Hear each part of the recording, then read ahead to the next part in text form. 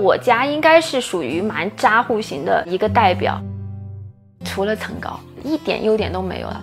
装完之后，我觉得它就是豪宅。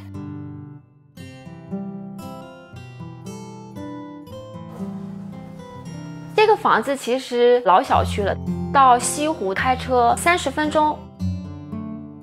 客厅5.4米的一个层高，开间只有3米，书房相当于上面就是4楼了。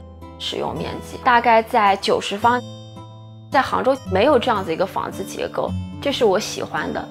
对于这个户型来讲，越渣，我觉得越能体现设计师的功底。买房子花光大部分积蓄290多万，改造的话花了46、7万吧，是没有任何效果图的，只有几张图纸，装的蛮久的，2年多。我爸妈都觉得你花这么多钱装了个毛坯房出来。影响采光的话，2大点：客厅区域、楼梯。做了一个2层的一个框架，地下的话是下沉大概1米多高的一个尺寸，做成了一个围合式的客厅空间。在沙发的对面，我做了1排卡座，仪式感也比较强的一个壁炉，10来个人肯定没有任何问题的。3米层高的一个书架，我想看的书籍都会在这个位置做陈列，调空感也会更强一点。封闭式的一个厨房，完全进行了个打通。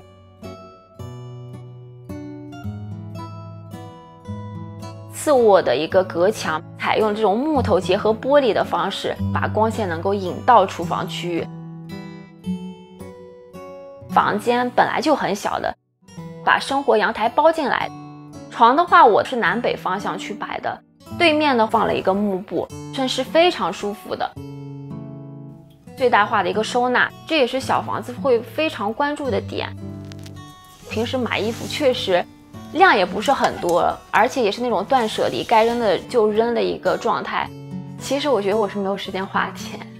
这是主卧的衣帽间，从原先的卫生间分隔出来的。我放了一个洗衣机和烘干机。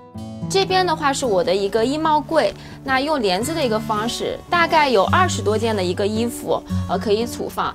这大概有3个平方的一个衣帽间，其实足够我使用了。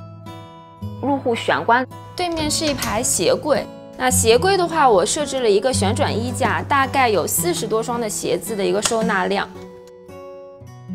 那厨房水槽这块的话，其实我利用这边的一个大概35的一个进深，做了一个台上柜，这种卷闸门的一个方式比较特别，是上下推拉的，存放量是非常大的。很多材料基本上是在其他客户家没有使用过的，一整面背景，地面的瓦片，吊顶上的竹子，是用了一种复合型的材料，比较轻质，样式又会有很多种。我觉得豪宅并不一定是很多昂贵材料去堆砌下来的，而是我自己喜欢的东西在这个空间当中有呈现。30岁我也会有一些压力，会有一点点这种封闭的一个状态，但是现在装修完房子之后回到家还蛮有这种安全感的，自己变得更柔软一点。